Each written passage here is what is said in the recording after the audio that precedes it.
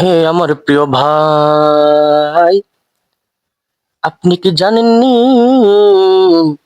কালেমার কত দাম? কালেমার কত দাম?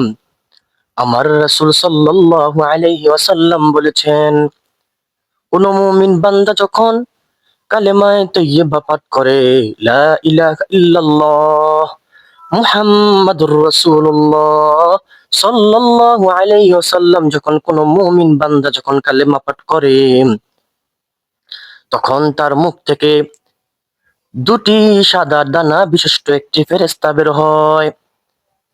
ফেরেশতার একটি পাখা থাকবে পূর্ব পর্যন্ত, আরেকটি পাখা থাকবে পাশ্চাত্য পর্যন্ত। ফেরেশতার ডানা দুটার মধ্যে স্বর্ণ এবং মুক্তা ইয়াকুত পাথর দ্বারা খচিত থাকবে। আল্লাহ পাক রব্বুল আলামিন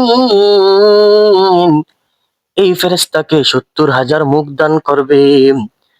ফেরেশতা দুই পাখা দিয়ে উঠতে উঠতে উঠতে উঠতে আরশ বহনকারী ফেরেশতাদের সামনে গিয়ে চিৎকার করতে থাকবে ৭০,০০০ মুখ দিয়ে।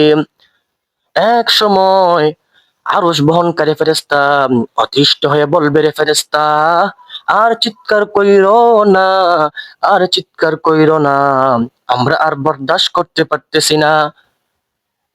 যখন তারা এই কথা বলবে, ফেরেশতা বলবেন না,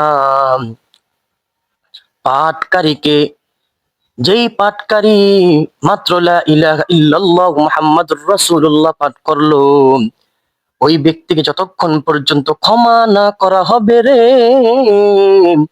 ততক্ষণ পর্যন্ত আমি চিৎকার থামাবো না। শুধু তাই না, কিয়ামত পর্যন্ত আপনার জন্য আমার জন্য ওই ফেরেশতা মাগফিরাত কামনা করতে থাকবে। ফুলসিরাতের সেই কঠিন দিনে, ফুলসিরাতের সেই কঠিন দিনে আপনারা নিজের হাত ধরে ফেরেশতা আপনাকে ফুলসিরাত পার করিয়ে দিবে। সুবহান